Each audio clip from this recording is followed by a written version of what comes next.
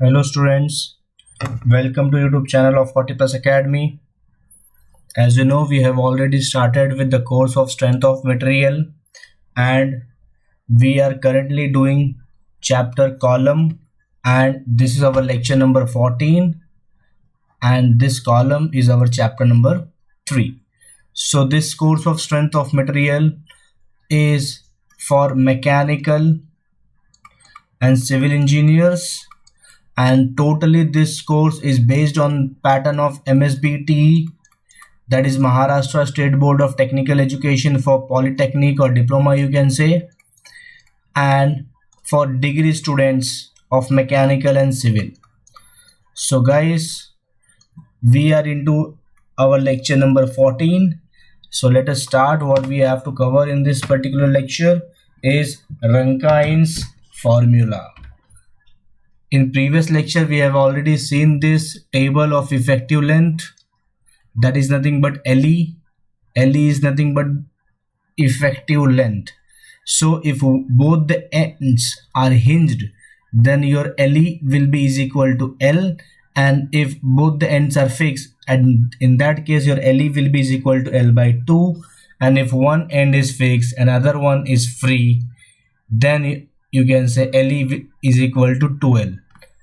If one end is fixed and the other end is hinged, in that case your LE will be L by root 2. So you know these four conditions, and you should remember these four conditions because these four conditions are very important, because we are going to use this while solving Rankine's formula, and we have already used this four condition when we were also solving questions based on Euler's formula.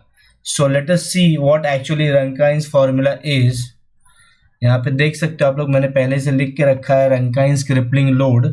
सो मैं आपको formula पहले detail में बता देता हूँ, क्योंकि formula हमेशा mostly हर paper में डिप्लोमा के लिए 2 मार्क्स के लिए एग्जाम में पूछा गया है. So we will discuss the formula. First of all you know P Rankine's. P मतलब होता है, आप जानते हो ये लोड है.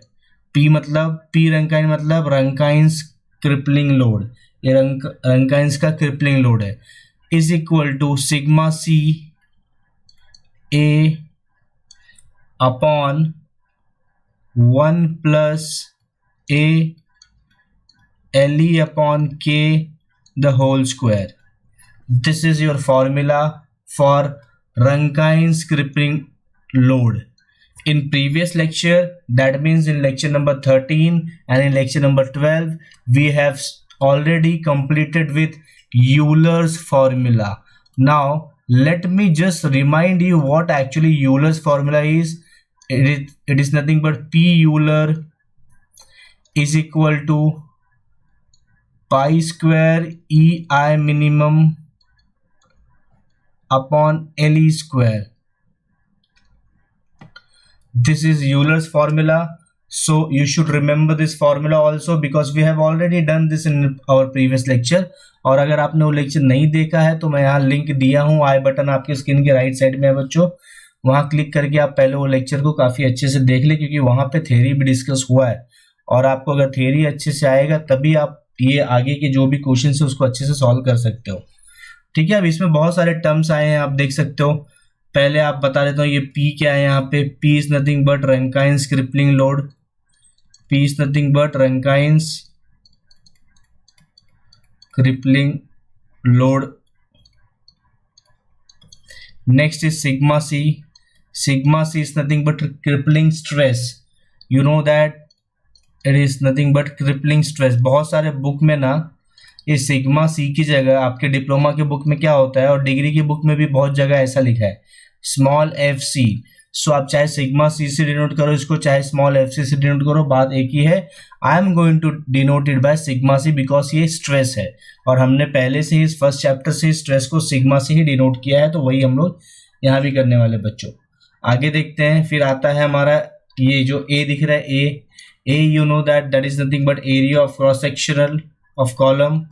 Area of cross section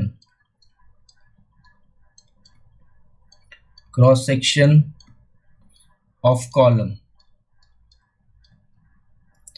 next जाते हैं एलई को देखते हैं। एलई क्या है? एलई आप जानते हो इफेक्टिव लेंथ होता है। हमने यूलर्स वाले फॉर्मूले में भी इसको यूज किया है। अब देखो डिनोमिनेटर में यहाँ एलई है, इफेक्टिव लेंथ बोलते हैं। और इफेक्टिव लेंथ हमको कैलकुलेट करना पड़ता है। कहाँ से कैलकुलेट करते हैं हम लोग इफेक्टिव लेंथ? ये चारों कंडीशन अगर आपको याद रहेगी तो इफेक्टिव लेंथ कैलकुलेट करने में आपको कोई भी प्रॉब्लम नहीं होगा। समझ रहे हैं ना? नेक्स्ट हम लोग जाते हैं के। व्हाट इज के हियर? के is nothing but radius of gyration. ये भी आप जानते हो, रेडियस ऑफ गायरेशन। ये हम लोग ने लेक्चर नंबर 12 में डिस्कस किया है, रेडियस ऑफ गायरेशन। और एक चीज फॉर्मूला याद रखो, जो के का फॉर्मूला होता है, अगर हॉलो सर्कल रहेगा तो D square plus D square upon 16, external diameter square plus internal diameter square upon 16. This is the formula for K, and you can also use k is equal to root of I by a. This is also the formula for radius of gyration. So we are having two formulas for radius of gyration. This is the shortcut formula that you can use, that is if your external diameter is given to you. If in question external diameter is given to you and along with external diameter internal diameter is also given, so use this formula and you will directly get radius of gyration. And if something else, rectangle is given, suppose rectangular body is given, so in that particular case what you can do, you can use this formula for calculating radius of gyration. And how to use those formulas and how to calculate radius of gyration, we will see that when we will solve the questions based on radius of gyration, or I can say questions based on Rankine's formula. Okay, so ये radius of gyration होता है। आगे बढ़ते हैं हम लोग। Radius of gyration आपको समझ गया होगा, फॉर्मूला मैं यहाँ लिख देता हूँ, रूट ऑफ आई बाय ए। ठीक है, अच्छा अब यहाँ पे कुछ ए दिख रहा है, ए एक छोटा सा है। This uh is called as Rankine's constant. ये कांस्टेंट होता है, ये वैल्यू ये हमेशा क्वेश्चन में आपको दिया होगा। This is Rankine's constant. So ये हो गया। देखो बहुत बार एग्जाम में क्वेश्चन क्या पूछा है, डिप्लोमा वाला, डिग्री में नहीं पूछेगा, डिप्लोमा में क्वेश्चन क्या पूछा है, बहुत बार पूछा है, write the formula of Rankine's crippling load and write the meaning of each term. तो ये टर्म नंबर 1 है, ये 2, ये 3, ये 4 and this is 5 and this is 6. You have to write this formula and you have to explain each and every meaning of each and every terms used in this formula. That means ये 6 terms है, वो आपको explain करना पड़ेगा। तो ये formula आपको समझ गया होगा, तो हम आगे बढ़ते हैं। समझा? एक बार देख लो अच्छे से। ठीक है, ये हमने पहले कर लिया है यूलर्स वाला, और हम लोग आज रंकाइंस करेंगे। एक लेक्चर और होगा इस पे, मतलब हम क्वेश्चंस डिस्कस वगैरह कर लेंगे, तो हमारा ये कॉलम चैप्टर खत्म हो जाएगा इसके साथ। सो गाइस एकदम अच्छे से करा रहा हूँ, अच्छे से करो इसको, क्योंकि ये काफ़ी इंपॉर्टेंट सब्जेक्ट है मैकेनिकल और सिविल दोनों के लिए। इसको अच्छे से पढ़ोगे तो आपको SSC JEE में भी काम आएगा, और मोस्ट इंपॉर्टेंट गेट के एग्जाम में बहुत इसका यूज आपको मिलेगा। आगे बढ़ते हैं। ये क्वेश्चन कराना है मुझे, लेकिन उसके पहले जरा आप डिस्कस कर लो। यहाँ पे ये देख सकते हो आप, ये चारों चीज आपको पता होना चाहिए। वापस डिस्कस कर लेता हूं। अगर आपका कॉलम एक तरफ से हिंज है, तब आपका LE is equal to L होता है। ये 4 कंडीशन मैंने पहले भी डिस्कस किया, ये चारों कंडीशन आप याद रखो, ये सम सॉल्व करने में आपके काम आने वाला है चारों कंडीशन। ओके, आगे बढ़ते हैं क्वेश्चन नंबर 1 की तरफ। ये देखो क्वेश्चन नंबर 1 ये हमारा है, पहले से लिख के रखा है, इसको सॉल्व करते हैं। We will discuss each and every part of this particular question. Okay guys, देखो जरा क्या है। एक कास्ट आयरन कॉलम, सबसे पहले कोई भी क्वेश्चन पढ़ने से पहले ना देखो ये वर्ड लिख लेने का, गिवन, क्योंकि ये तो लिखना ही है हमको। अगर न्यूमेरिकल सॉल्व कर रहे हो तो you don't have any option, you have to write given always. और इससे बहुत इजी होता है सम सॉल्व करना, तो इसलिए लिखते जाओ बच्चों। A cast iron column of external diameter 100 mm। External diameter मतलब कैपिटल D, 100 mm दिया, and 80 mm internal diameter is 2 metre long. Internal diameter 80 mm, length is 2 metre. ये मीटर नहीं चलेगा, तो इसको हम लोग करते हैं 2000 mm। कोई प्रॉब्लम नहीं होनी चाहिए। मीटर को mm में कन्वर्ट करने के लिए क्या करते हैं बता देता हूँ वापस। मीटर को mm में कन्वर्ट करने के लिए 1000 से उस नंबर को मल्टीप्लाई कर दो, आपका mm में कन्वर्ट हो जाएगा। ठीक है, कोई प्रॉब्लम नहीं। It is fixed at one and and hinge eight other and. Condition क्या है? Fixed at one and and hinged eight other and. तो ऐसे केस में बच्चों क्या होता है आप जानते हो, आप एलई निकाल सकते हो। आप जानते हो एलई इज इक्वल टू क्या होगा? जब देखो वन एंड फिक्स्ड है, अदर हिंज है, तो यहाँ पे सब कुछ है, वन एंड फिक्स्ड है, one end fixed other end hinge, तो ये फॉर्मूला यूज होगा L E is equal to L by two. So in this case your L E will be is equal to L by root two. So this is nothing but 2000 by root two. और जैसे आप इसको आगे solve करोगे तो आपको यहाँ पे आंसर आपका मिल जाएगा, and that is nothing but 14.2 mm। Divide कर लो कैलकुलेटर में, ये आंसर आपको मिलेगा। आगे बढ़ते हैं। Calculate safe load by Rankine's formula. What you have to find? To find यहां लिख देता हूं, टू फाइंड सेफ लोड निकालना है, और आपको फैक्टर ऑफ सेफ्टी भी दिया है, FOS दिया है। FOS is 3 and alpha is given as 1/1600. So these are the values given, and sigma c is also given to you. What is the value of sigma c? Sigma c is equal to 550 MPa.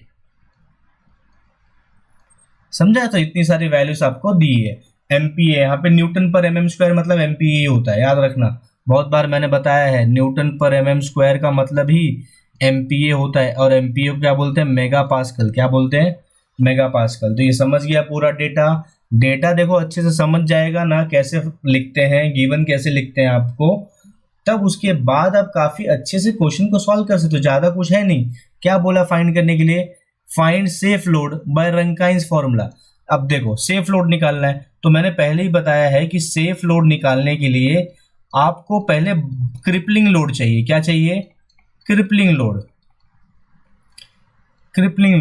और crippling load को अगर आप factor of safety से divide कर दोगे FOS से, तो आपका क्या बन जाएगा? सेफ लोड मिल जाएगा। तो सेफ लोड निकालने के लिए हमको क्या चाहिए होता है? क्रिपलिंग लोड चाहिए, और फैक्टर ऑफ सेफ्टी पहले से दिया है। सो अपना एम क्या होना चाहिए अब? To calculate crippling load. What is our aim now? Is to calculate crippling load, and we are going to calculate the crippling load. अच्छा, मुझे एक बात बताओ, क्रिपलिंग लोड निकालने के लिए कितने फॉर्मूले हैं?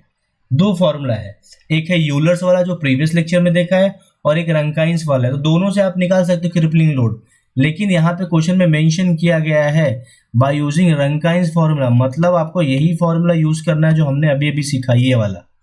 ठीक है, तो चलो ये फॉर्मूला यूज करके निकालते हैं value. So P is equal to sigma C A 1 plus A LE upon K the whole square, ये फॉर्मूला है हमारा। अब हमको सिग्मा सी की वैल्यू पहले से दी है, देख लो।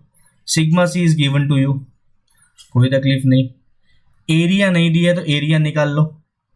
एरिया निकालने के लिए pi by 4 capital D square minus small d square, यही होगा, क्योंकि हॉलो है ना। एक्सटर्नल डायमीटर दिया, इंटरनल डायमीटर दिया, ये एरिया होता है।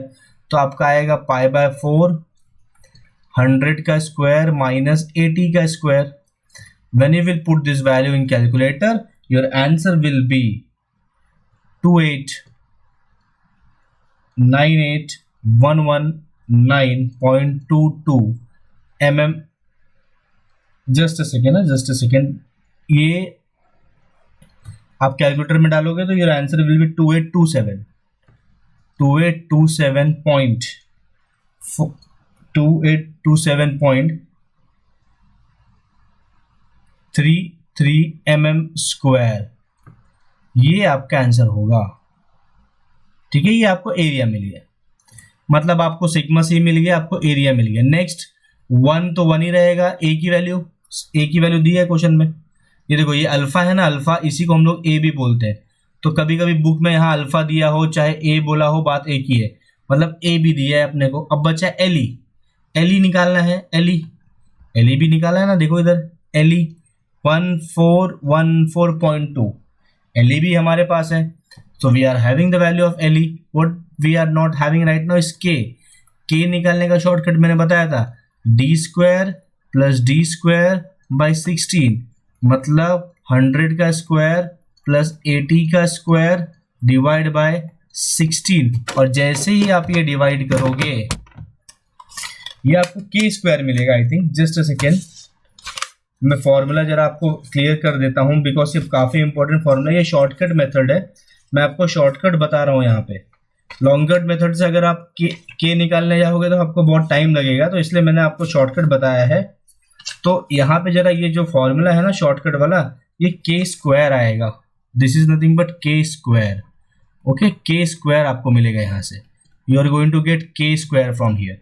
ओके, ये आप पुट करो तो आपको के स्क्वायर मिलेगा.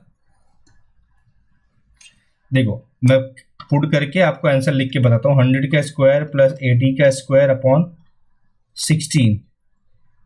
ठीक है, 100 square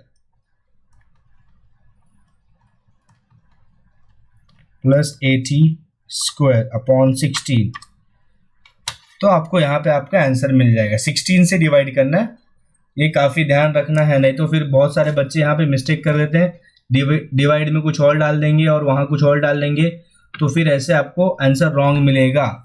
so let me tell you, you are going to get 1025 from here. क्या मिल रहा है आपको? 1025 you are getting from here. Understood guys? So when you will root में इसको के निकालोगे, सिर्फ देयरफॉर सिर्फ के निकालोगे तो इसको रूट में डालोगे आंसर, और आपको आंसर मिलेगा 32.01 mm. बहुत इजी मैंने बताया है, आप टेक्स्ट बुक में देख लो जाके. बहुत बड़ा कैलकुलेशन किया है. सबसे पहले उन्होंने आई निकाला है, आई निकालने के बाद उन्होंने ये फॉर्मूला यूज किया है, k is equal to root of I by A. तो इतना डिफिकल्ट करने की जरूरत नहीं, आपको इससे भी पूरे मार्क्स मिलेंगे एग्जाम में.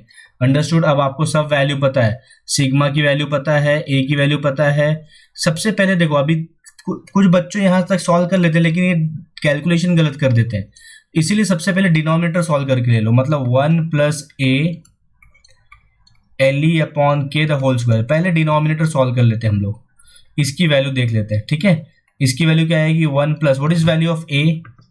Value of A is 1 upon 1600. पहले डिनोमिनेटर सॉल्व करेंगे फिर सब्स्टिट्यूट कर देंगे. What is value of L E? L E की वैल्यू यहाँ दी है 1414.2. व्हाट इज वैल्यू ऑफ के? अभी अभी निकाला 32.01 द होल स्क्वायर. ये डिनोमिनेटर जैसे आप कैलकुलेट कर लोगे, आपको आंसर डिनोमिनेटर का मिलेगा 2.2195. This is your denominator. मतलब आपको ना देखो क्या मिलेगा यहाँ पे, मैं आपको हाईलाइट कर देता हूँ चीजों को. You got the value of denominator. आपके पास डिनोमिनेटर की वैल्यू है तो आपको क्या मिलेगा? P. P will be is equal to P Rankine. P Rankine will be equal to sigma C. Sigma C है डिनोमिनेटर में, सिग्मा सी की वैल्यू 550. A की वैल्यू 2827.433. डिनोमिनेटर में आपको ये मिल चुका है, ये पूरे की वैल्यू 2.2195. आप जैसे इसको डिवाइड करोगे आपको P रंकाइंस मिल जाएगा, और आपका जो आंसर आएगा यहाँ पे पी रंकाइन का, that will be in terms of Newton, और ये आंसर आपका आता है 700,647.96 न्यूटन. समझा? ये आपका आंसर हो गया. लेकिन आपको पी रंकाइंस निकालने नहीं बोला, आपको सेफ लोड बोला है. Safe load, you have to calculate safe load. So you know that safe लोad is equal to P Rankines upon factor of safety.